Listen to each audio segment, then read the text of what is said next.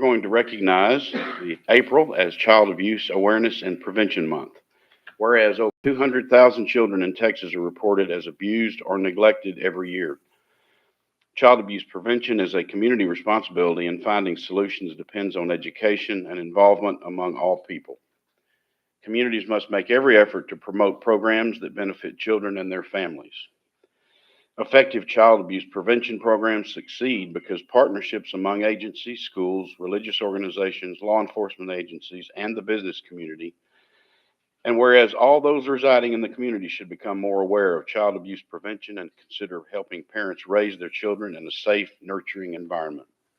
Now, therefore, be it proclaimed that I, Burt Miller, Mayor of the City of Navasota, do hereby recognize April 2025 as Child Abuse Prevention Month in the City of Navasota, Grimes County, Texas, and urge all citizens to work together to help reduce child abuse and neglect significantly in the years to come. Would you like to say anything?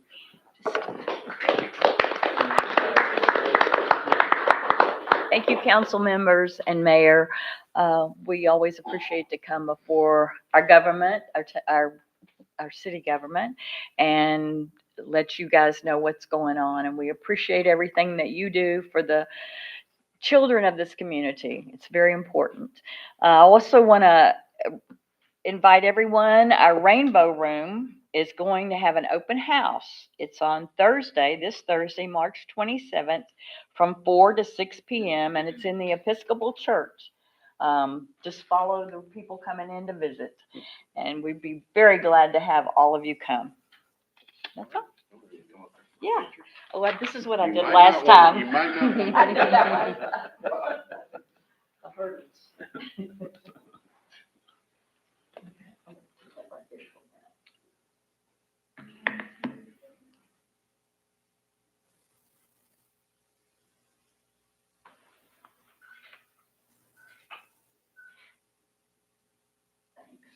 Invite everyone to come out. Yes.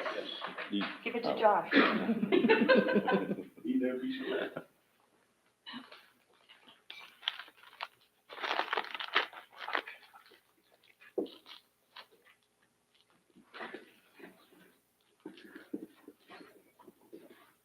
All right, you have some employees to.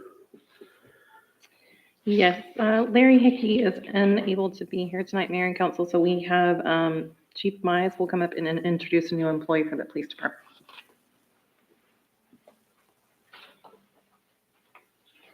Mayor, City Council, I want to introduce new officer Wade Bracken. He was in the Marine Corps 8 years. He's about 5 years law enforcement experience. He's also a resident of Navasota. So he's in the streets. He's already passed his field training. He's been released on his own. So he's already out there patrolling and everything else. Excellent. Welcome. Welcome.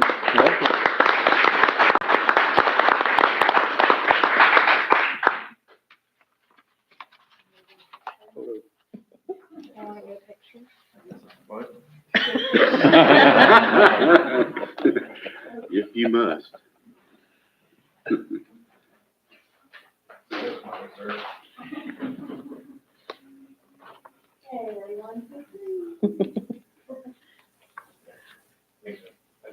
Welcome.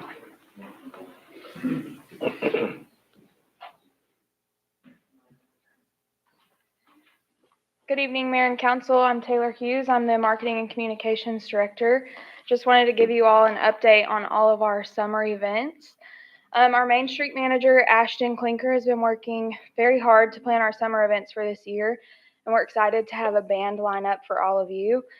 And then she has also been working to rebrand and redesign our summer concert series so that, as you know, is now Sounds of Navasota, and we should have everything released to the public hopefully sometime this week. But starting on May 10th, we have Art Tigarina Band for the Cinco de Mayo celebration. June 21st is Zydeco Joseph and the H-Town Players, which is a Zydeco band for the Juneteenth celebration. July 4th, we are bringing back the Texas Eagles Band for Freedom Festival. Yes. And then August 9th is the Spicolis, which is an 80s cover band for Sunset on Summer Back to School Bash. And September 6th is Joylux, which is a variety cover band for the final concert of the summer. But, thank you.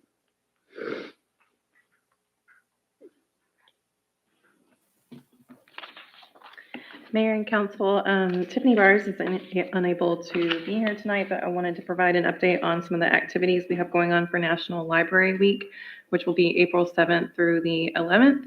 On that Monday, the 7th, we'll have free popcorn during library hours. On the 8th, they're doing a promotion of the Amazon wish list that the library has. So please, if you can, support the library by purchasing some of the items on their list. On Wednesday, the 9th, they're doing Unicorn Magic with Unicorn Mask Grab and Go kits. On the 10th, it's a free little library, so they encourage people to leave a book in our free little library in front of the big library. And on Friday, the 11th, we encourage you to attend story time at 10 a.m. So just wanted to highlight National Library Week, April 7th through the 11th, and some of the activities that the library is doing to celebrate.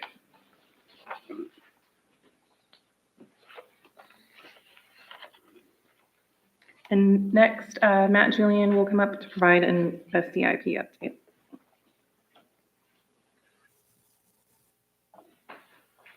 Good evening, City Council. I am Matthew Julian, the project manager, and I have some updates for you. The street CIP project, I know last time we talked, there were some issues with the cracks and who was paying what, and we'd met with the engineers and determined the dimensions of cracks versus who's going to fix them. So last week, staff did go out in the field and measure every crack. All the ones that were ½ inch or more are the ones that we're going to be fitting the bill for, and we sent that to the engineers. They have asked us to recheck those just to make sure, because the pictures we sent, he was confused on. So we did recheck that today and did verify the right footage and sent that back to the engineers. So they'll be working with the contractors on getting that scheduled. So any questions about that? So, but you never did say who's gonna pay for what? So what we talked about, the agreement was if the crack was ½ inch wide or bigger, that the city would fund that portion of the repair. And then the ones that were less than ½ inch, the subcontractor was going to pay for those, and they're going to do all of the work. We measured about 190 feet of cracks that the city has to fund.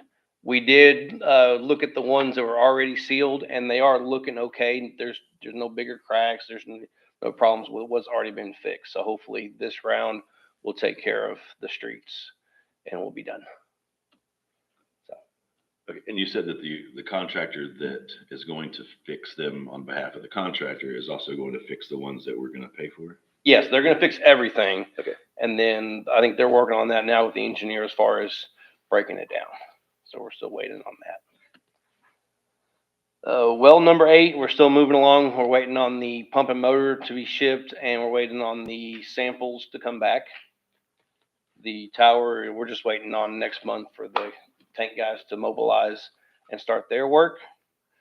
We did receive the East Side Water Plant construction drawings, which that is everything that is required to get the water from the well to the tower, and then from the tower to the distribution system. So the chlorination system, the piping, the electrical, the generator, the gas, all that is in the plans. So we got those last Friday, and we're going to start reviewing those and getting ready for that to go out to bid. So that's what we're doing there. When you said well number 8, where is that located at? It is out there right by where the tower is being built. Okay, so east of town. Yeah. So the original plan was everything was going to be out there, and then we had the issue with the amount of water we were able to get. So we're still going to use that well, and this plant is going to give us the ability to pump the water from the well up to the tower, which will feed the Altamira subdivision. So are we still anticipating on that well providing the junior high, the high school, and the commercial buildings up that way? No, this well is really only going to satisfy phase 1 and 2 of the subdivision, and then we're looking at the next well is going to be what's going to push more water out to the tower, and that tower is going to feed back into town and tie back into our system. So this is just to kind of get things going. I'm sorry. So we were close on on the limits that TCEQ would allow us on, based on our system that we currently have. Is that right? Yes, on the, our booster pump, capacity, TCQ says needs to be bigger. An alternate for that is increase your elevated storage capacity. So that was the idea of putting another elevated tank, which will help this system. And it was gonna all tie in together with the Altamira project. And then the well just didn't produce what we thought it was going to, but it's gonna produce enough for, I think, 200 connections. That should get the subdivision up and moving. And then once they start phase 3 is when they're gonna start running pipes back into town. And we still have to put in another elevated storage tank. That's what we're working on right now. Which is 750,000 gallons, which we projected would satisfy the city for the next 50 years. Any new growth, it'll be enough. And that's at the location by Altamira? Yes, So you're not looking at another one. We already Yes. know that we've got this one coming. Correct. But we don't have enough. for all 13 But- phases they have in the future. And that's just to move water up? That's just to move the water up? The water is gonna be there potentially. We won't be able to replace it as demand. Yes, there'll be too many houses for that little bit of water quantity. So that's where the next well will come in, and we're trying to get more water out there. What I'd really like to do, council, is have a workshop before a council meeting one day, just about the east side water and infrastructure projects that we have ongoing, so that we can all discuss everything and get everybody up to speed. Yeah, on because the I kind of same feel like page. I got out of the loop with the well not being enough to produce. Yeah, I think it'd be good to have a workshop if y'all are okay with that, so that we can discuss all of everything we have in the plans, any challenges that we've come across, and any future changes that need to be made. Yeah, it's a great idea. Everything that we have right now is on schedule. We're not behind. So we're just moving along. So. The water leak on the feeder road we talked about last meeting. We have the contractor scheduled to start the week of April 7th. So we will be coordinating with the business owners on the feeder road. And then it won't be on that first day, but probably the second day will be when the outage will occur. And we'll plan that and make sure that everybody has noticed that it's gonna happen. I had a couple of questions about that, and I think it was because we weren't really sure where the leak was on the feeder road, but we think that we do. Yeah. Is there any way to run a camera through the pipe to see if we can see pretty easily that there's a damage to the pipe? Not in a water main. If it is, it's probably not cheap. So like I said, the box culverts, there's 4 of them under that feeder road, and it's coming out somewhere underneath it. We can't really, without busting up the concrete, can't get an accurate location. But by doing this, we're gonna bypass that entire section and put a whole new pipe there, so it shouldn't happen again. Okay. And the last thing I have is the rotor repair at the wastewater plant. We completed the work on March 12th, March 14th. Contractor finished the work. It's up and running. It's doing great. All right. Thank you. That's good news. Yes. That was a long project, and we're glad it's over. Thank you. Mayor and council, next, Chief Kokoski will provide an update on the design of the new fire station. Mayor and council, good evening. Okay, so we've been working the last several months with AGCM to come up with a conceptual floor plan to get ready to take out for RFQs for architects and get really into the design work of this. Currently, we're looking at about 27,000 square feet. Now, remember, this is conceptual. This could change up or down one way or the other, depending on where this goes once you get your architects on board. But first floor is going to be a 2-story with living quarters up on the second floor.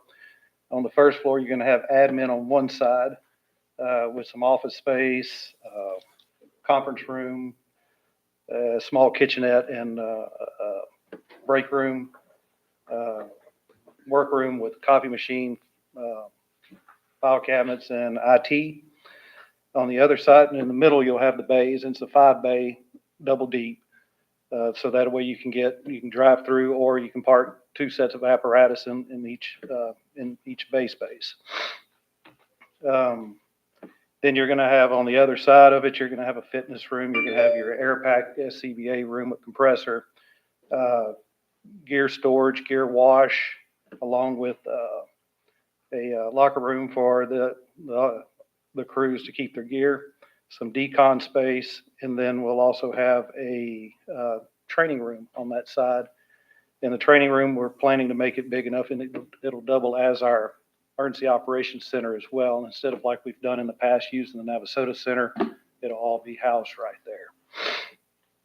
On the second floor, we're going to have 7 bunks, 4 full bathrooms with showers for the crews, and kitchen space, dining, and they're kind of like the living room area. And so that is up on the second floor. Next step in this phase, we've sent this is some, we're back and forth with AGCM, making sure that these things fit where they're supposed to fit and how they go together. And so we've sent some more ideas back to them, letting them make their changes on their system, and then see where we go from there. But we should be getting close, like I said, coming back to y'all to request for qualifications and start trying to bring the architect on board. Is that 27,000? Is that both floors combined? Yes, Okay. that's the whole footprint. Is that second floor a complete floor or just partial? Well, it covers most of the base, but it'll go over the bays, so it's almost all of the bays. It's where it'll be situated at. And then we'll have 2 poles going down. Who wants to be the first one? Yeah, I say, Kristen, I would like, whenever we have the workshop on the water well, to have a workshop on the fire station too, cause, seem like that we may have a cart before the horse, cause, the council need to be in the planning of the design, because we're gonna have to approve it when. Yeah, I think what they've done, so we haven't actually gotten into the design yet. So once we hire an architect, which was what he was talking about, going out for RFQ for an architect, then there will be a lot of input on the actual design. This was more of a needs assessment of what staff felt like they needed for the facility to get just a general concept of how much square foot they would need. Am I correct? Yes. Tell me if I'm wrong. But yeah, as we move Okay. forward, then we'll have input on the design. Okay, because I've got something that I think that we should have out there also, so that's reason I've said we need a workshop to have council input on it also. Yeah, I think Is it something we need to include Well, with, What I'm thinking is that, about the police department. I know that when we had the storm here several months ago, we had to rent some rooms and everything. And to make enough beds that I think most of the cops don't live here in town. Is that right, Miles? About 50%. okay. So just, in case someone don't want to drive home at night or something, they can have somewhere out there to sleep. Currently, the station, because there's some offices that'll actually have Murphy beds in it as well, besides just the dorm rooms. So this will be able to sleep 12. Then you also have the training room. Well, if we're using it as EOC, we wouldn't be able to do that, but there's some other areas that we could actually make room for extra beds temporarily, so. Okay, just say that we need a little input on it. So again, this is just a conceptual floor plan, like she said, just to get, it's doing the needs assessment, getting some square footage. And so that way, when you do the RFQs, the architects have something to work off of when they're getting ready to write their proposals and submit to us.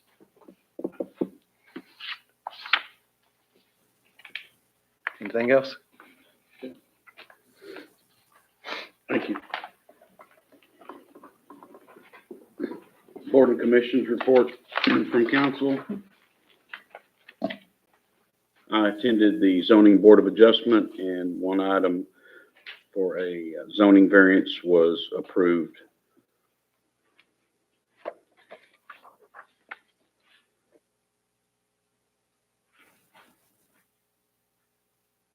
And just some things coming up here. I know we can add to the library list, but before library week, on the 28th, I think there's a chocolate fountain at the library. Is that right? No. Sounds good to me. 3 to 4:30. And then April 7th is the annual fundraising banquet for the Navasota ISD Education Foundation. It starts at 6 and is at the fairgrounds. I'm still looking for sponsors and would appreciate anyone that can support that endeavor. April 12th, Farmers Market for April. On the 18th of April, Living in Triumph, along with the City of Navasota, hosting the Easter egg hunt at August Horse from noon to 4. Then the 19th, the next day, is the Groovy Grapes Wine Walk downtown, hosted by the Chamber of Commerce with live blues bands. I believe the Easter Bunny for pictures at the Examiner. I believe it's the same day. Is that right? Okay. So there's lots to do for the whole family there during the wine walk. Earth Day celebration on the 22nd of April, also at August Horse. That's from 4 to 6. And then just a bit down the road, the annual Trash Off, hosted by the City of Navasota and the Keep Navasota Beautiful Commission at the Navasota Center. Registration there that morning of the 26th. And that same day, there's a hazardous waste disposal in College Station at the A&M Services Building off Harvey Road from 7 a.m. to 2. So you can take hazardous waste items up to that drop-off. That's the same day.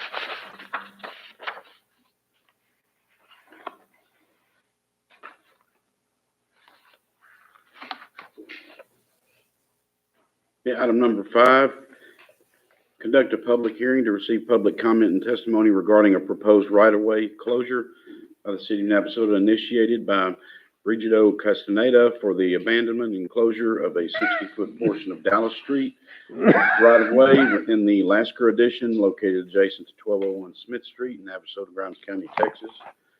And we'll open the hearing at 6:28. Mayor, Council, good evening. Lupe Diosdado, Development Services Director. Before I jump into the summary, you will find a highlighted version of the ordinance. Had Luke do some last minute housekeeping for some minimal verbiage. The ordinance didn't change in nature so much. It was just fixing some discrepancies on what we've done in the past. I think I had an old boilerplate version. And so in summary, the proposed right-of-way closure, it was received by Mr. Castaneda, which he is here in the audience, I believe. Oh, I thought I saw him walk in earlier. Maybe not. He was here. He was here, right? Yeah, I know I'm not crazy. Oh, he's in the hall. Okay. The proposed closure is for a 60-foot portion. In the attached ordinance in your packet, you have the exhibit that shows the legal description and the surveyed plat of the section to be closed. Mr. Castaneda did go through all the necessary steps to obtain consent from both other utility providers and our Public Works Department. It's basically just a dead end of Dallas Street that tees into Sunset Park, Manufactured Home Park. We did receive consent as well from that property owner of the park. I believe Mr. Hothschild, he owns all of the lots that touch this portion that we're closing. We did receive confirmation from him early last week. And again, the ordinance that is before you highlighted, that is what staff is recommending for approval. This process is a little bit unique. This still requires 2 readings based on current ordinance. And so we'll clean up all of the verbiage on the second and final reading. And I will go grab Mr. Castaneda if y'all have any questions. I've got one question, Lupe. When we close the alleyway like that, who owns the property after it's closed? So Luke can probably give you a more legal definition of this, but my understanding is that a city is a right of way, right? The city has a right of way, and so if that right of way ever closes, each property owner owns to the center line of the street, and so technically, the abutting private property owners always own to the center line. It's just the city's right of way for utilities, road, and other improvements. And so, does that sound about right, Luke? Yeah, no, that's absolutely right. So you can think of it as a piece of property can have multiple property interests or property rights in that individual piece of property. And so when the city has a right-of-way easement or a right-of-way interest, we have the ability to use that property for right-of-way. But under Texas law, the abutting property owners to that right-of-way interest do own the underlying property to the center of that street on each side. And so when we vacate and abandon a piece of property, half goes to the abutting property owner here, the other half transfers to the abutting property owner on the other side, because they technically own to the middle of that street, unless we own that street in fee simple would be the legal language, but that is very rare that we would. But we retain easement. We do, yeah. So we retain utility easements, which you would see in the ordinance. There's language that if we had easement or if we needed utility easements, we would maintain those. So they just can't build on it? Correct, if there are utilities there. Not all right-of-ways have utilities in them, but if there were, they would not be able to build over those. That is correct. So if there's not, they can build on it? We retain it. We basically just retain the easements that are along the roadway, which I think in this instance, we don't have any utilities through there. The only people that do is Entergy. They have power lines through there. And so those easements remain. But that portion surveyed on your draft ordinance, that closes, right? And that just, it basically gets split in half. One half to the north lot D, the other half to the lot C. In this instance, Mr. Castaneda actually owns both lots. So in essence, it'll be one owner when it's all said and done. He intends to, at some point, build a single-family home, and he's going to replat this area to just be one large lot, but that's down the road.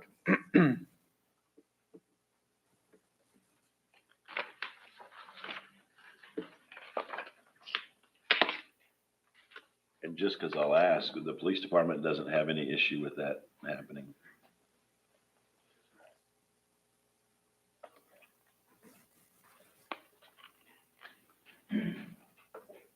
Yeah, I think the property owner for Sunset Park, he was actually happy to know that it was being closed, because technically right now someone could walk up to the back of that fence line where all the manufactured homes are. And so he was actually happy to hear that it's being closed. And when I told him it was going to be a single family home on the property, he's like, great, it's more power. And you didn't have anybody else reach out of any concern? No, sir.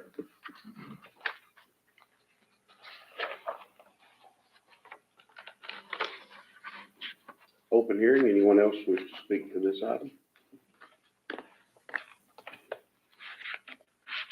Close the hearing at 6:33. Thank y'all. Mr. Mayor, I move to approve ordinance 1069-25. Second.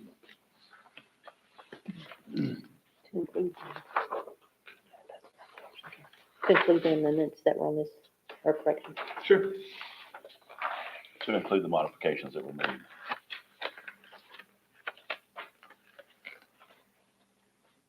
Okay. Motion by Mr. Foote, second by Mr. Gessner to approve ordinance 1069-25. Any further discussion? All in favor say aye. Aye. Any opposed? Seeing none, item carries.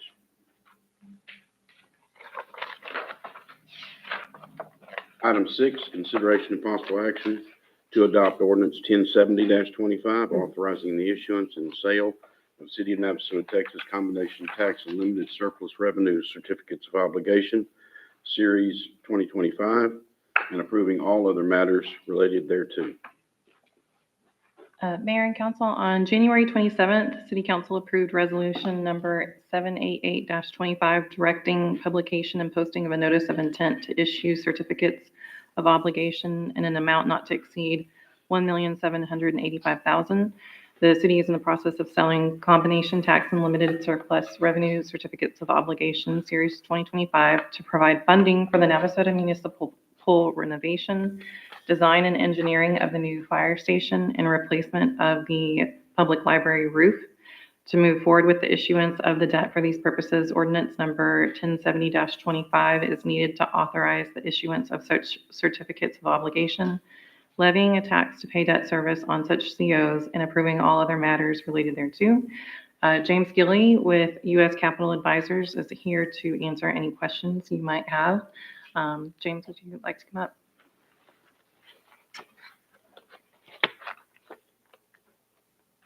Could you explain what took place today? Excuse me? Could you explain what took place today? Yes, of course. Thank you, Mayor and members of council. It's a pleasure to be here this evening. Again, for the record, I'm James Gilly with U.S. Capital Advisors as your city's financial advisor. This morning, we took bids for the purchase of the city's certificates of obligation. And Mayor, with your permission, I have a bond sale summary, if I could hand out.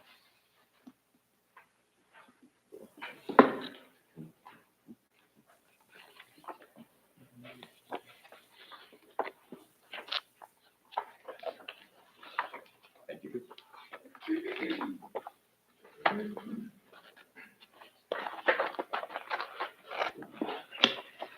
As I said, this morning at 11 a.m., we took bids in a competitive auction type sale for the purchase of the city's certificates of obligation. We advertised the sale of the city's bonds to investors across the country. And as of the 11 a.m. deadline this morning, we'd received a total of 8 bids. We received bids from underwriters located in financial centers across from 5 different states across the country. So the city got national exposure. The best bid went to Raymond James and Associates, based out of Dallas, Texas, and they offered to purchase the bonds from the city with a true interest cost of an initial true interest cost of 4.178616%. As you can see, it was quite a close bid. The first page shows a tabulation of the bids, but the second page shows a kind of a graphical distribution. And I like to put this in there to illustrate a point that you'll see a cluster of 5 underwriters right around 4.25%, and you have some outliers up at the top. But we like to see that type of tight grouping with those underwriters, because that tells us that this morning the market thought that the price of your bonds was right about there, but Raymond James outbid the rest of its competitors to the city's advantage. So they bid aggressively to win the city's bonds, and so that tells us that you got the best price available on the market this morning. The 2 best bids were separated by just under 5 basis points, but you'll see that the high and the low bid were separated by over 0.25%. So again, that illustrates to us the advantage of this competitive sale, where these underwriters are competing against themselves to win the city's bonds. The rest of the packet contains the final debt service numbers. The final maturity, I believe, is November 15th of 2045. It's a 20-year term. The bonds will be callable beginning November 15th of 2034. Included in the back is a rating report from Standard & Poor's. As we discussed a couple months ago, the city was recently upgraded to an A+ from Standard & Poor's. I'd encourage you to read through the report. It cites the city's smaller but growing economy and very conservative budgeting practices, strong reserves, and so I'd just like to compliment council and staff for those conservative budgeting practices. Assuming council approves the ordinance, the transaction will close on April 24th, just about a month from now, at which time the city will have funds in hand. And I'm happy to open it up to any questions, but I'd like to congratulate you all on a successful sale. With 8 people bidding on it, is that good or bad? That's excellent. You can think of it as if you wanted to redo your roof at home, you might talk to 2 or 3 contractors and hopefully you're getting the best price on it. But when you get a result like this, eight bids, it's a pretty good indication that you got the best deal available as of this morning. And you'll notice that there were four underwriters from local in Texas, and so y'all definitely got some attention from these people know about Navasota and all the growth and the good things that are happening here.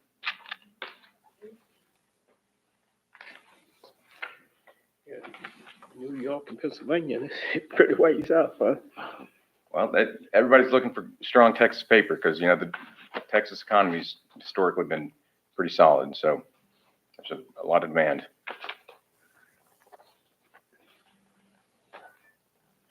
Is there any kind of a true interest cost that you kind of were expecting, or was there? At the time, we were conservatively estimating, I think, somewhere over 4.5%. I think maybe even around 4.6, but yields have come down a little bit in the past couple months. So I think there was some good timing on the part of the city. I can't take credit for it, but I will.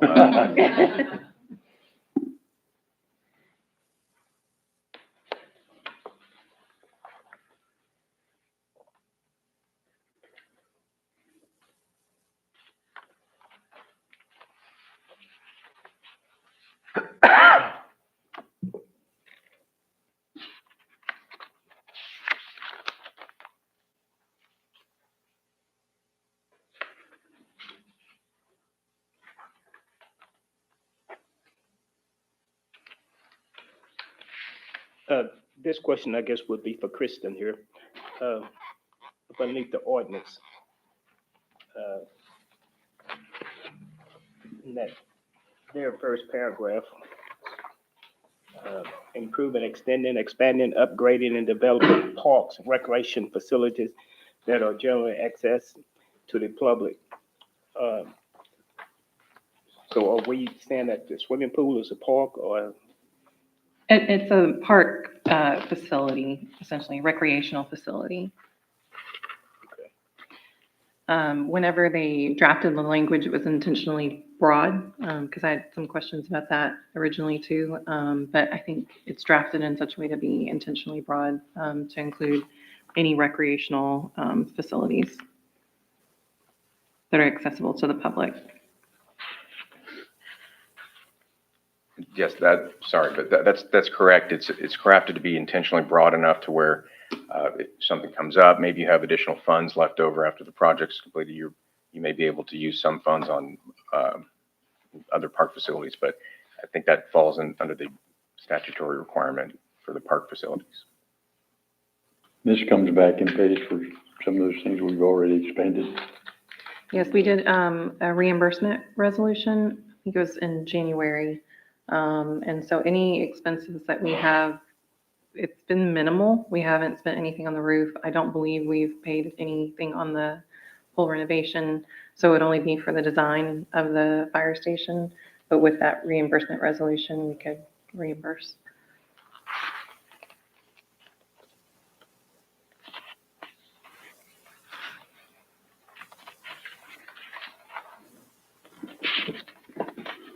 Mr. Mayor, I move we adopt ordinance number 1070-25, authorizing the issuance and sale of City of Navasota, Texas combination tax and limited surplus revenue certificates of obligation, Series 2025, and approving all other matters related thereto. Second. Motion by Mr. Gessner, second by Mr. Stevens to approve ordinance 1070-25. Any further discussion? All in favor say aye. Aye. Any opposed? Seeing none, item carries. Thank you. Thank you very Congratulations. much for all your efforts. Thank you.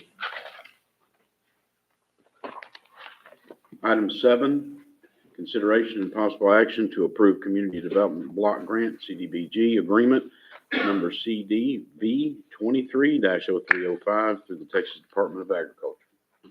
Good evening, Mayor and Council. I'm here to present the consideration and possible action for the CDBG grant. On May 8th, 2023, Council approved a resolution 739-23 allowing the city to participate in a CDBG for infrastructure improvements along with Minnie Street. The city has been awarded a $500,000 grant with a 50,000% match required from the city. This project includes installing water, sewer lines, as well as reconstructing the Yards Asphalt Street along Minnie Street between McAlpine and Foster. Public management is serving as a project manager. Engineering fees are expected in the current fiscal year, but construction bids won't begin until next year. If approved, 10% matching funds will be included in the fiscal year 26 budget. Staff recommends to approve this agreement for the grant. So we have This is a 90-10 where It's we, 90-10, yeah. So if the maximum it would be for the city's match is $50,000. We don't know yet how much the total project costs, so it could be less than that. But we, especially since we knew that there would be a match that we would have to commit to for the project, wanted to bring it to council for your review.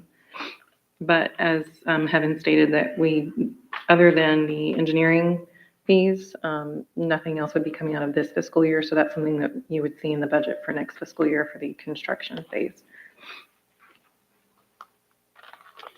I have a couple of questions on Exhibit A.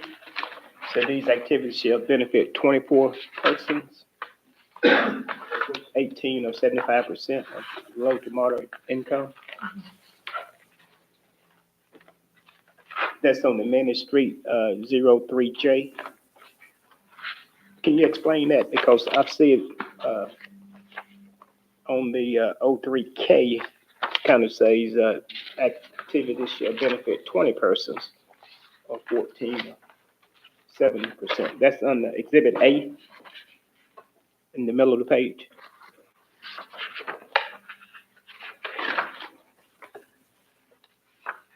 So the first part, 03, let me see if the math is in here. Under the eligible use of funds. Yeah, that first section, 03J, is saying that it would benefit 24 persons, and that next section, 03K, would benefit 20 persons. So they separated. Is that homes or people? I believe people. Yeah.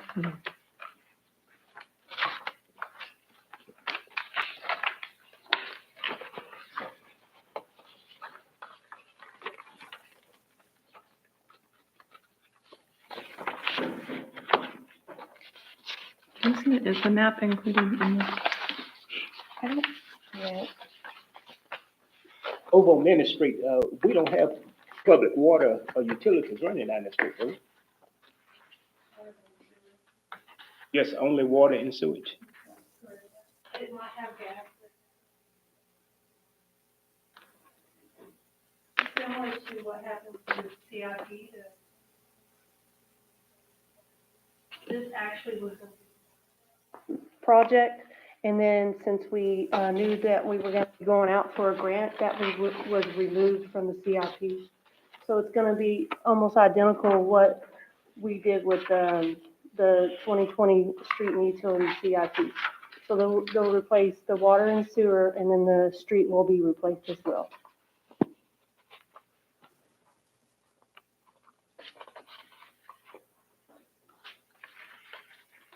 And Councilmember, we do have a project map that we can send to you. Okay. No, I was just kind of curious of when it say that shall benefit, was it houses or actual people? I really think it's people. It's existing people Mhm. right now. It could go up and down, right? So I don't know when we did the survey, I don't know if we asked 20 people or if we just went to 20 locations. Do you know, Jose, how that survey was done? No, I'm not. I don't remember what it was, but it's more people that would be beneficial because the people are taking off of Foster going that direction. So I don't know. It's kind of hard to say, to read the whole thing, see if it's actual people or homes that would benefit from it. On one page, it says it shall benefit 20 persons. on that very next page, after 03K, it's like 1, 2, 3, 4, 5, this, where it says these activities, right before paragraph 4. It's talking about people.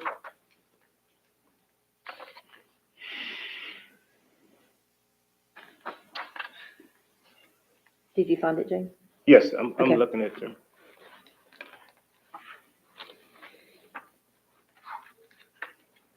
I was just trying to make sure that we was doing something that was needed and it wasn't a no man's land down that way. I'm trying to think of the Yeah, map well, and pictures. the CDBG funding is traditionally for the benefit of low to moderate income families. Mhm. And so you have to do a survey of the area to see how many, to justify the project, to show how many people will benefit from that. But it's like Jennifer said, it's something that was already planned. It was just, we were able to get a grant fund to cover that specific street. Which of course it does have a match, but it's still not as much as it would have cost the city if we were to do the full street on our own without a grant, so. The improvement may bring homes in. Well, that's what I was gonna say. It'll probably improve it to increase that number.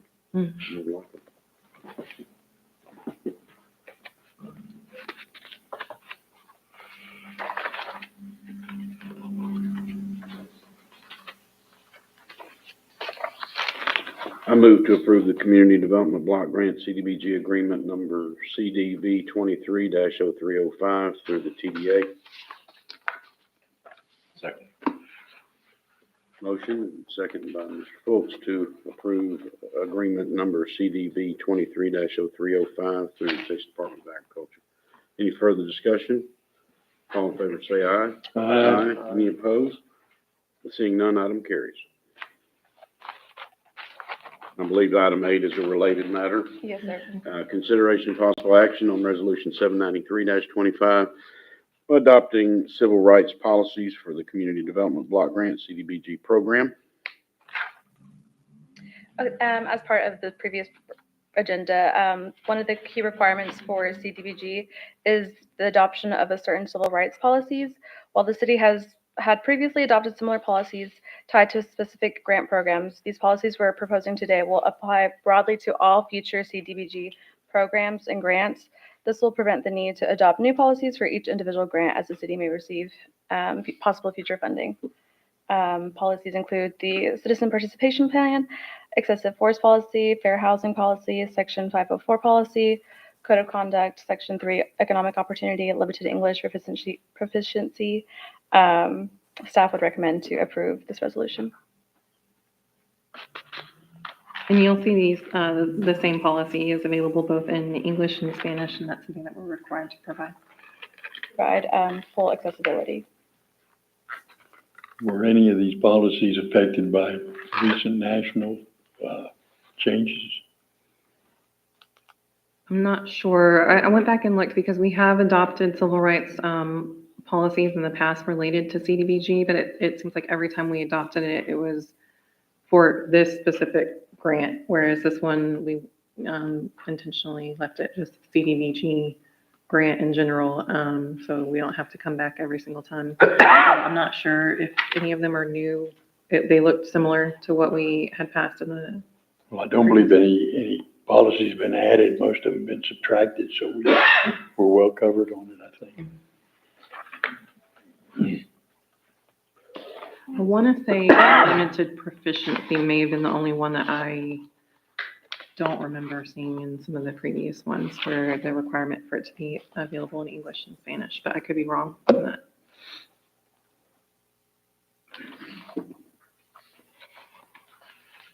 Mr. Mayor, I move to approve resolution 793-25. Second. Motion by Mr. Fultz, second by Mr. Gessner to approve resolution 793-25, adopting required civil rights policies for the CDBG program. Any further discussion? All in favor say aye. Aye. Any opposed? None, item carries. Item 9, consideration and possible action to approve an interlocal agreement between Navasota ISD and the city of Navasota to add a 4th full-time school resource officer. Mike Mize, Navasota Police Chief. Mayor, City Council, in front of you is a interlocal agreement between the City of Navasota, Navasota Police Department, and Navasota Independent School District. Last 2 years, we started doing contracts to work with the NISD school to provide officers inside the schools. The first one we started just had 2 officers, which has been ongoing for many, many years, 15, 20 years. So we created a contract in 2022, I believe. And then in 2023, House Bill 3 came out, was passed, and Dr. Music's here. He can explain a little bit more if need be on his side. And that requires a armed person inside each school. And so in 2023, our contract we brought forward was to allow 2 off-duty officers work on their time off to be inside the schools. They're armed and so forth. With the amount of work the officers have on duty and trying to get them to work there, last year we brought the contract adding a full-time officer, which went to Webb School. And now we see the need to have another full-time officer specifically for Bruley, which that would cover all 4 schools inside the city limits of Navasota SD. So this contract, midway point in our budget, is brought to our attention. I think we talked about it in January, which we had a lot of things going on in January, so it got pushed to the back burner, and now we're bringing it up forward now. Discussions back and forth about the pay and everything like that. Generally, we would start at the beginning of the budget, and I would show the exact percentages of when they're, how many days they're actually in the school versus on the streets working under the police department side. But midstream, it's going to be about 50-50 right now, because summertime, they work back at the police department, and then they would right now, April, May, and then go into August for the schools. So that's kind of what the contract's showing. We're adding a 4th mid-budget time, and would be straight into Bruley Elementary. Do you have a plan to, I mean, are you taking applications, or is the plan to move somebody that's already working for the PD into the spot? So obviously we did have the one opening. We did open applications already. We did our full background, which that generally takes a while. Applications, if they're already licensed, then the background, and then hire them. And if they weren't, then they have to go to the 4-month academy, and you got to find dates and all that. Luckily, we did get an applicant, already been through the background phase. They do have 14 years of SRO experience. They're ready to jump right in. They're actually in a training phase right now. 14 years school, resource officer experience, and another 6 years of regular police experience. So 20 plus years experience, and willing to go directly into the schools. So there is no time period of waiting. Like generally we have to hire somebody, find somebody exactly who wants to work the schools. It is a different than working the streets or CID or something else.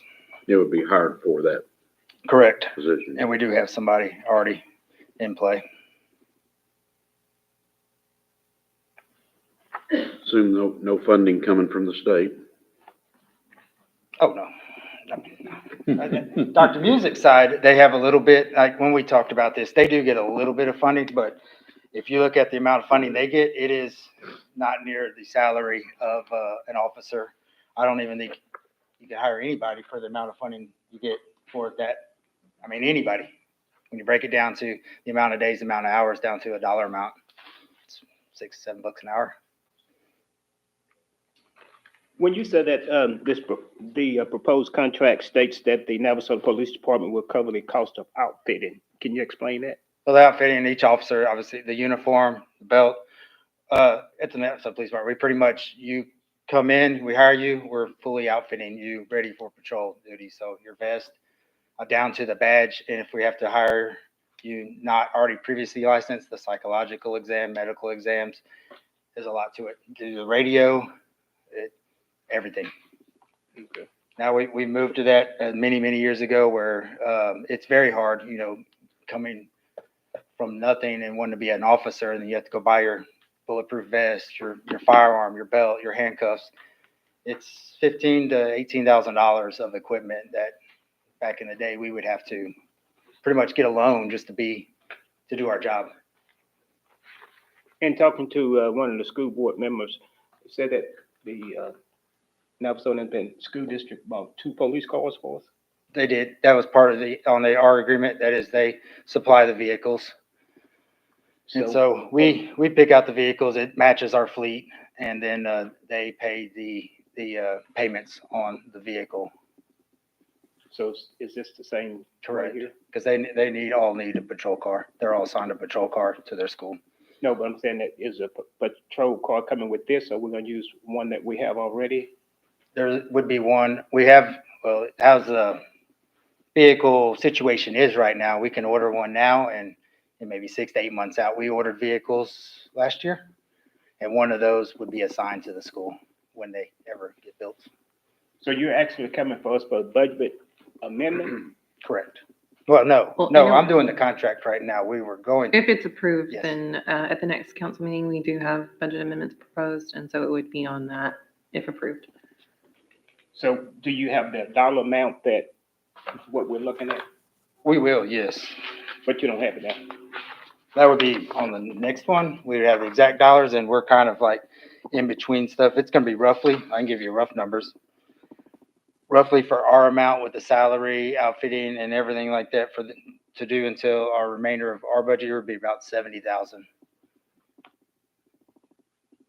And that's 70,000 coming from the city? Or Correct. is that 70? 70 from the city. And the school district is asking us to absorb that? No, they have their amount. That's just the city amount. But I guess what I'm getting at is that they're coming to us, asking us for a police officer at expense that we haven't budgeted for in the middle of the year. And so why in the middle of the year, why not at the beginning of the year? Come on up, Dr. Neesy.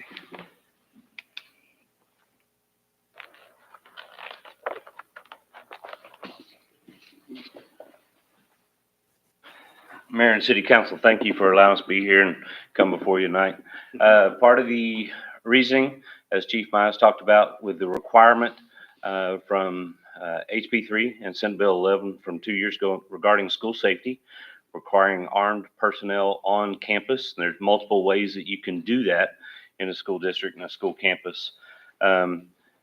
We already have an agreement and a partnership in place with City of Navasota and the Navasota Police Department. The timing of what we've been doing over the last year and a half to meet those requirements has been to have 2 full-time officers. Then we went to 3 full-time officers for this current school year. And then the 4th officer rotation was done by folks that were off duty and on their days off were rotating at the 4th campus, which is Bruley Elementary.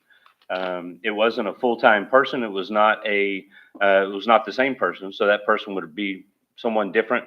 On the 5 school days, it might be 2 different people. It might be 3 different people, just depending upon the rotation each week from Navasota Police Department. And we've certainly appreciated that. And that's been a fantastic way to solve a need and fill a need to make that happen. And I appreciate Chief Mize and the schedule to be able to work on that. What this would do would be replacing that part-time and rotation situation with a full-time SRO, school resource officer, just like we have on all of our other campuses. So we don't have 3 of our 4 campuses in town, traditional campuses. We don't have 3 of them doing one thing and 1 doing something else. And we don't have 3 of our campuses that have a full-time school resource officer and 1 that would not. The other part of that is the timing of that with the individual that has applied for the position come on board, having the experience to fill that need would be an excellent fit for both PD and Navasota ISD to move forward at this point. And that's why we're coming at this point to try to ask that and put that in place sooner rather than later. In talking to one of your board members, I learned a whole lot because a couple of years, and this was my first time ever hearing that the district had all 2 police cars and everything. So I guess communication is a key to everything. So are you all planning on since, what, 4 schools in the city limits? So there's 5, 4 of them are traditional campuses, Brule Elementary, Webb Elementary, junior high and high school. The 5th one would be the Nelk campus, which houses Bazell Academy, our DAEP campus, and it also houses the Little Rattler Academy and Head Start. The good thing about that is it's a non-traditional campus with a little bit different setting, but it also sits right next to Webb Elementary. And so our plan would be to share that officer between Webb Elementary and the Nelk campus, and that officer can go back and forth very quickly between those two. And they sit right next to each other. Miles, when would an officer, if this was approved, when's day one? If approved today, it would be,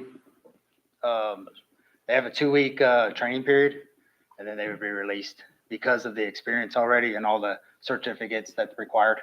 Okay, does this go year-round, during summer school or during the school period?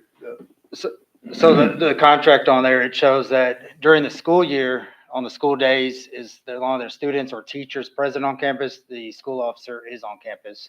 And the days that there is no school, they're back on patrol or assigned to CID. Right, currently, the 2 officers, they work patrol shifts. They take over patrol shifts mainly in the summertime, which helps out on the other patrol officers, allows them to take vacations and so forth. Yes. We don't have to call it overtime. And then the other officer actually handles misdemeanor cases, follow-ups, kind of like a misdemeanor investigator. So they have shifts already assigned out. During summertime, we do have one campus that we utilize for summer school in the month of June. But we do all of our summer school there at Navasota Junior High. And so we do have one officer that serves that campus, and then the others are assigned as Chief Mize utilizes them. And it comes out to about, on a normal year thing, 70% of the time they're assigned at the schools, and then 30% of the year they're on normal police duties, Christmas, so So forth. when we adopt a new budget in end of September, since we probably don't have this in there right now, we'd be able to plug that in for the 25-26 budget. That one would cover, so basically, yeah, a lot of this is upfront cost, the one-time cost. Oh. And we'll explain that, I think, next one. But uniform is one time, radio, firearms and all that's one time. After that, it's just pretty much salary. So we do the 70-30 and show that, how that works out. Got it. So I think it's probably a great idea, but my question is really, why here in April are we looking at getting an officer for a month and a half for the school? I mean, all of a sudden it became a problem that one officer is working 2 campuses, and I'm not accusing or being derogatory, No, just sir. asking the question. No, the current situation is that we have 2 officers serving 2 campuses. One of them is a full-time school resource officer, and one of them is a rotation. And so we do not have a full-time school resource officer assigned to that campus. So it allows us to have a full-time person. It allows us to have the same person assigned to that campus and not somebody new every day that may or may not have that time off and be able to be assigned on those days. Sure. I guess the question is, why is it in April that we decide that that's what needs to happen? I think we did start having these conversations much earlier. It was either December or January. So the original goal was to do something earlier in the year, but because of different things that have happened, it got pushed. So. Gotcha.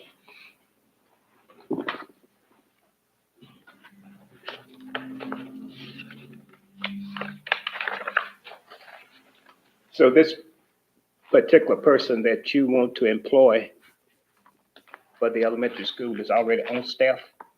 Correct. And you won't be asking to replace him at another position with another man? No, we have, no, that would be adding another officer. This position would add one.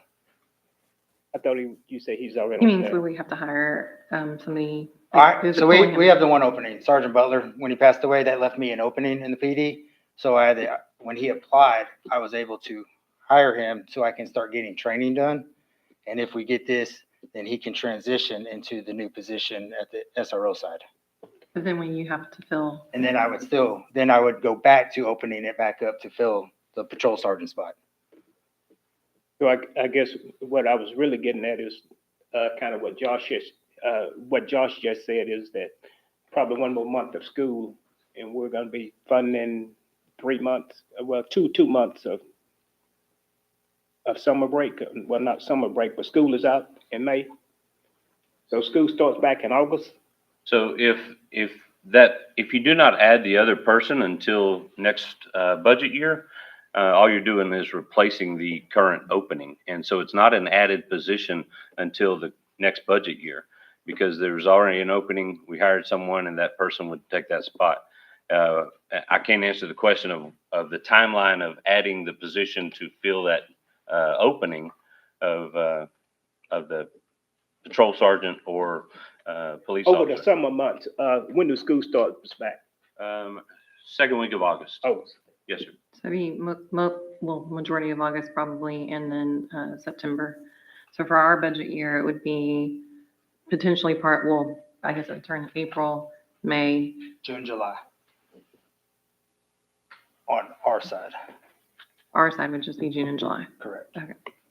And then August, September back in, so still 4 months of that time period would. 4 months in the school and then Generally 4 2 in the city. Are y'all August 1 or October 1 budget year? October 1. Okay. So, I mean, it's more than just last 8 weeks of school. It's also the beginning 8 weeks in August and September as well. And having that position in place. Plus, when he's not at school, he's on patrol with the city, so. Correct. Like He's not like he's sitting 100% of around. the time, y'all's employee. Yes.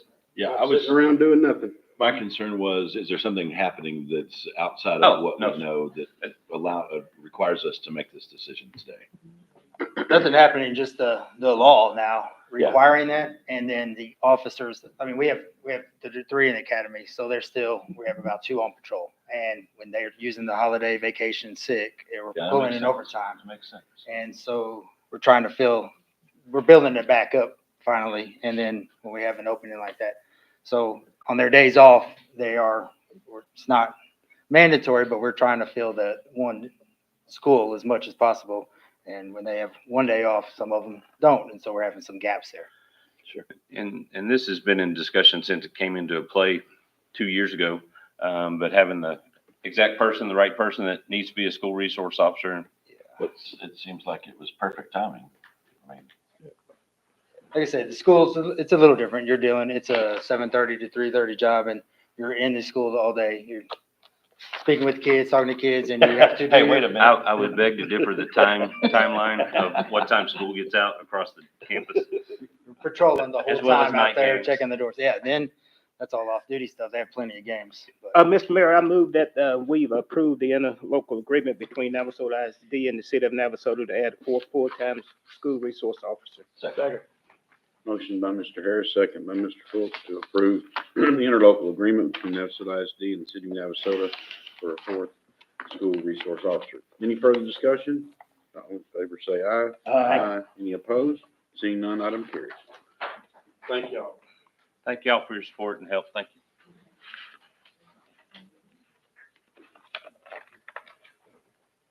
Item 10, consideration of possible action for the approval of the upfitting of a Ford F-250 crew cab utility truck for the fire department and expenditure over $50,000. Mayor and council, so we recently took delivery of a new F-250 crew cab truck, utility truck. That was in the budget for 25. Now we need to have it outfitted, it'll come with a camper shell, or what they call a camper shell, with a rear slide out tray, lighting package, emergency lighting package, radio, front bumper, striping, decals. We initially budgeted $50,000 for it. And then when that was done last year during budgeting time, and now that with the inflation and such, price of the camper shell, price of the slide out tray, the materials for that, and the lighting, that's where most of the increase came in at. And so now the price is $54,000. 308. 308, so. And I assume Buy Board, they basically, bid those kind of things and, yeah. So Metro Fire is, who we're working with to do this. They pretty much handle all of our apparatus and, equipment needs. Been doing it for a number of years. They built our two, big fire trucks and our tankers, so. What's their timeline on it? The camper shell from order is about 12 weeks out. So we'll have a make it truck for a little while.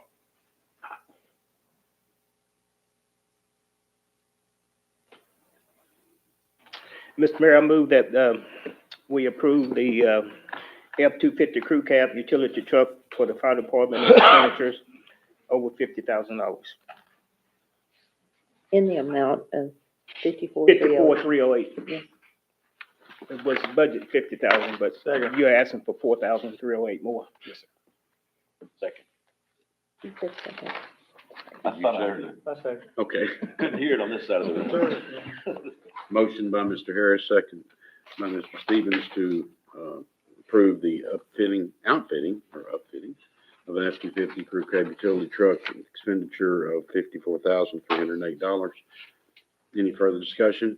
All in favor, say aye. Aye. Any opposed? Seeing none, item carries. Item 11 is the consent agenda, which consists of financials for January and February 2025, and the approval of the purchase of a new return activated sludge or RAS pump for the wastewater treatment plant. I would just like to know what is a return activated sludge? Probably something they need. I think I know, but I want to make sure that, So it is a pump that is located at the clarifier. I don't know if you remember the area that, when you did the tour, that big round thing that's in the center. that makes cakes. Let's So what that is, the clarifier is what separates the water from the solids, and then the solids get pumped back into the oxidation ditches using these pumps. So there's two 20 horsepower pumps in the clarifier, and one is down. So we use Hahn for this type of repairs. So repairing the pump is more expensive than replacing it, so we're going to go with the replacement. Mr. Mayor, I move that we approve the consent agenda, which includes the financial reports for the months of January and February 2025, and the purchase of a new return activator sludge pump. Second. Motion by Mr. Gessner, second by Mr. Fultz to approve the consent agenda. Any further discussion? All in favor, say aye. Aye. Any opposed? Seeing none, item carries. And that being the last item, we're adjourned.